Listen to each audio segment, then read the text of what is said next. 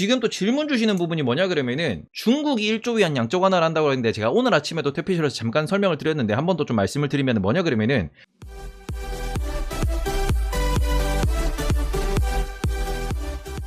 지금 중앙은행은 긴축이에요. 어디? 서구권 중앙은행. 여기는 긴축을 빡세게 하고 있습니다. 그러고는 지금 정부는 서구든 동구든 중국이든 미국이든 정부는 지금 뭐하냐?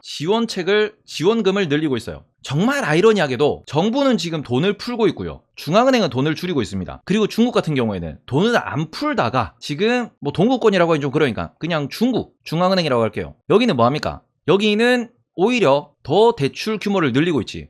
근데 중국 중앙은행을 뭘로 볼 수 있어요? 얘는 공산당이지. 중국 중앙은행은 정부라고 봐야죠. 얘는 정부 정책대로 움직이는 친구니까. 그러니까 공산당의 중앙은행, 중국의 어떻게 보면은 그 위안화를 다루는 그 포지션을 놓고 보셨을 때 공산당과 분리해서 볼 수 있냐? 분리해서 못 봅니다. 그러면은 이런 상황에서 중앙은행이 돈을 줄인다는 게 무슨 말인가요? 라고 하시는데 지금 중앙은행이 긴축을 하는 거는 이겁니다.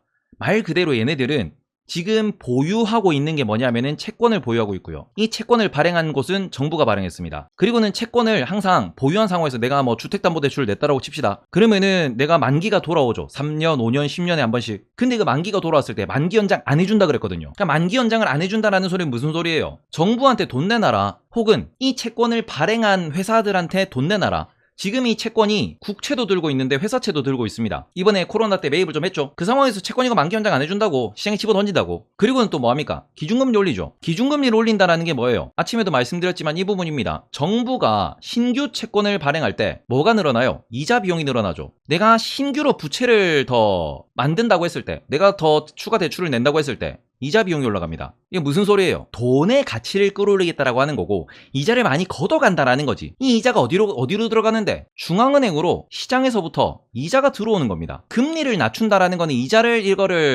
거는 속도를 낮춰준다라는 거고 심지어 양적 완화라고 하는 거는 정부한테 뭘 받고 채권을 받고 뭘 직접 줍니까? 돈을 직접 줬다. 이게 양적 완화인데 지금은 반대로 채권을 만기 연장을 안 해주니까 정부가 쓸 수 있는 돈, 사회가 쓸 수 있는 돈이 줄어든다라는 거죠. 요런 식으로 지금 돈줄을 하나하나 막고 있는데 이 상황에서 추가적으로 뭐하냐? 정부는 그냥 돈을 중앙은행이 막 이렇게 줄이면은 쇼크가 올 수 있으니까 여기서 뭐예요?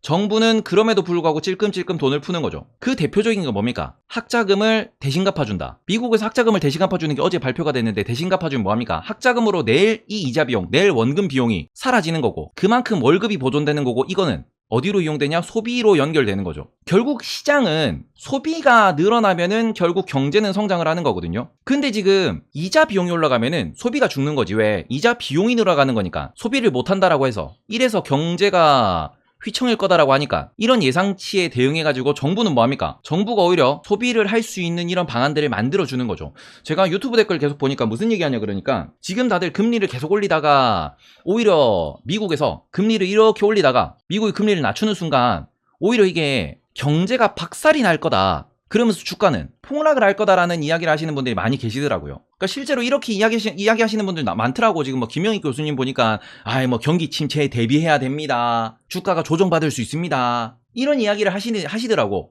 근데 그 부분에 대해 가지고 그분은 어떻게 보면 아이덴티티가 하락무세시니까 그러니까 본인이 어떻게 보면 방송 컨셉이 위기 옵니다 하기 때문에 그분은 2020년도, 2021년도 초에도 계속 빠진다 그랬어. 근데 지금 보시면은 그 관점에서 그러면은 경제가 박살나는 거를 중앙은행이 지켜보고 있겠냐라는 거지. 진짜 중앙은행이 박살 날 때까지 올렸다가 떨굴 거냐.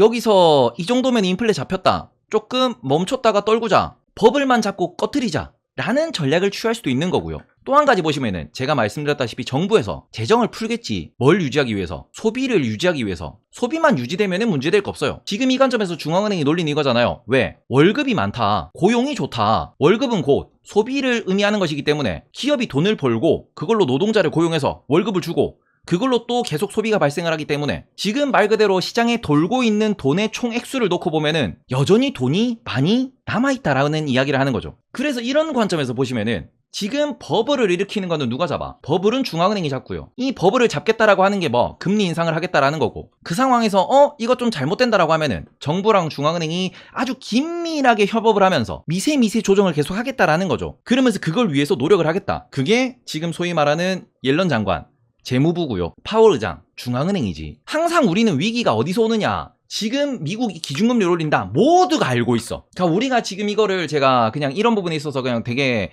러프하게 말씀드린 이유가 뭐냐 그러면은 미국이, 한국이, 유럽이, 캐나다가, 호주가, 뉴질랜드가 전부 다 금리를 올리겠다라고 하는 거 모두가 이미 예상하고 있는 거죠. 알고 있는 거란 말이야. 항상 주식시장의 폭락은 언제 와요? 우리가 예상하지 못하던 걸로 쳐맞으면 폭락이 오는 거예요. 그래서 제가 말씀드리는 게 뭐야? 혹시나 유럽이 뭐 파산한다 그러면은 박살나겠지라고 말씀드리는 거고, 혹시나 중국의 부동산이 진짜로 터져나가면은 이게 그죠? 이렇게 되면은 주식시장 마이너스 30% 마이너스 50% 가는 거 맞아. 이러면 이렇게 가는 거 맞아.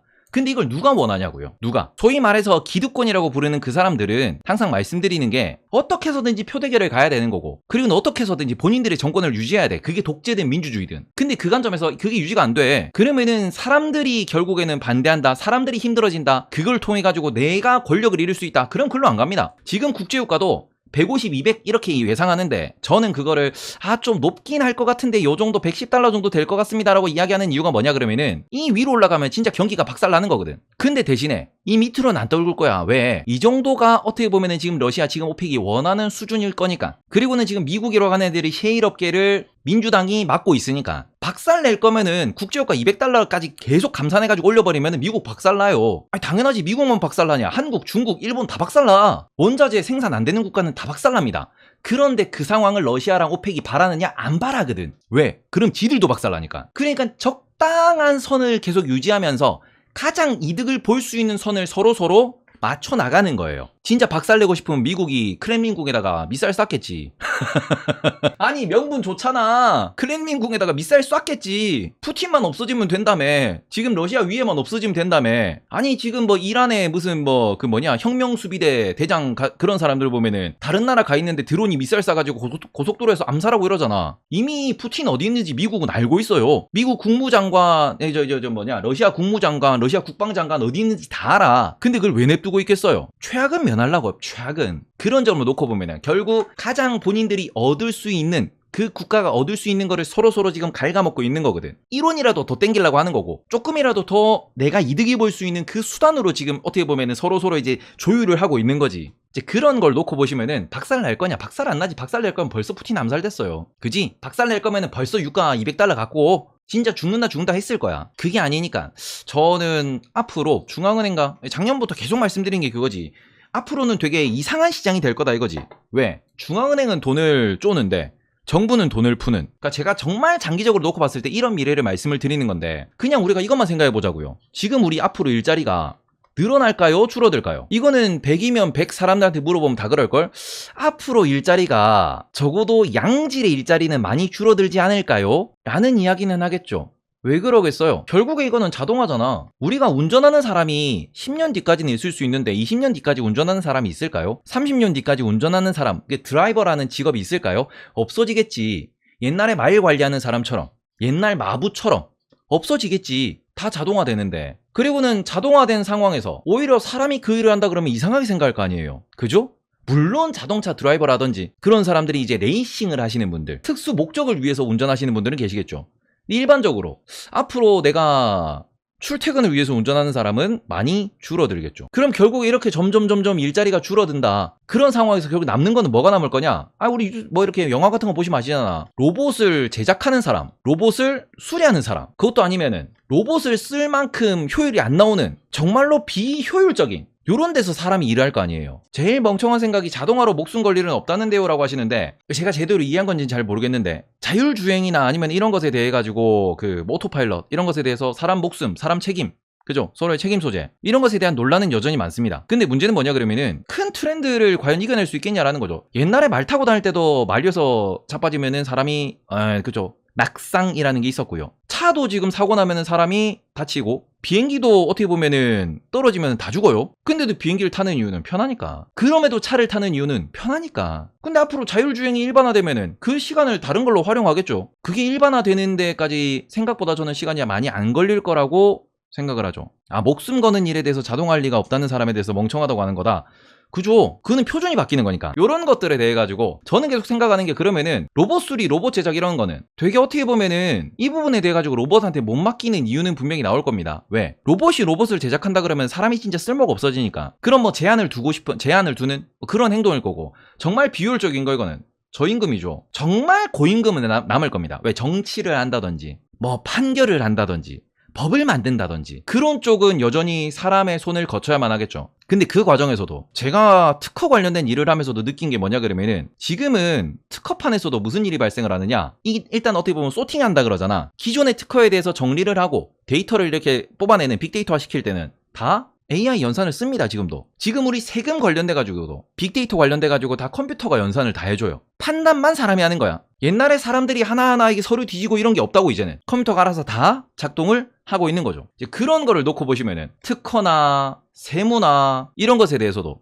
요새는 저 미국에 최근에 상장도 했잖아. 법 관련돼 가지고 이건 뭡니까? 빅데이터로 돌린다 해가지고 우리나라 한인 2세 한국계 2세 청년이 만든 스타트업이 미국에서 지금 상장을 했다라고 하면서 얼마 전에 오프닝 벨 두드렸어요. 그 뉴욕 그 거래소. 뭔 소리냐? 다 빅데이터거든요. 그리고 이거는 예전에는 사람들이 다 손으로 기록했다고, 손으로 계산했던 게 컴퓨터가 다 돌아가고 있는 중이죠. 그러면은 이거는 이제 뭐가 되느냐? 말 그대로 이 부분은 이제 사람이 점점 그냥 말 그대로 단순히 절대 수치상으로 사람이 줄어든다라는 거지. 그럼 앞으로 이렇게 가는 과정에서 그러면 사람들이 돈을 어떻게 벌 건데? 아까 말씀드렸죠. 소비가 유지가 돼야지 경제가 성장한 다음에 소비는 뭘로 할 건데, 이게 정말 아이러니하게도 정부와 기업이 중간에 끼는 겁니다. 왜? 기업은 정부에 세금을 내고요. 정부는 여기에서 뭘 해? 지원을 하는 거지. 이게 지금 소위 말하는 기본소득 썰이 계속 나오는 게 이것 때문이거든요. 그리고 이 소비가 다시 기업한테 돈이 들어가는 거예요. 제가 주식이라는 것에 대해서 되게 많이 공부하셨으면 좋겠다라고 계속 말씀드린 이유도, 우리는 유일한 정부 지원금으로 살 거냐, 그게 아니면은 기업이 성장하는 거랑 같이 추가적으로 자본소득을 얻으면서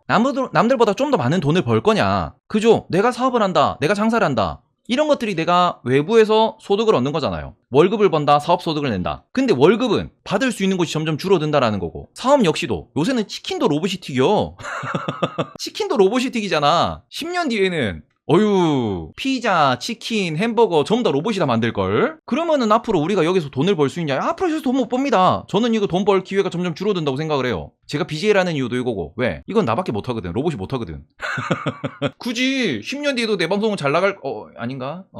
자, 어쨌든 이런 관점에서 결국에는 정부는 계속해서 지원을 하게 될 것이고, 지원책을 찾을 것이고, 이 과정에서 버블이 생기면은 중앙은행은 여전히 긴축을 하겠죠. 금리 조절을 하겠죠. 금리 조절이 결국 경제 속도, 경제 성장의 속도 조절이고요. 앞으로는 어떻게 보면은 뉴노멀이라는 게 계속 바뀔 겁니다. 나도 없어질 직업이라고? 나 왜? 테이봇이 방송한다고? 아, 왜 그래? 예. 자, 어쨌든 이런 부분에 대해서 우리는 좀 고민을 많이 해보셨으면 좋겠고, 미국장 열리니까 여기까지 말씀드리도록 하겠습니다. 앞으로 시대가 바뀔 겁니다.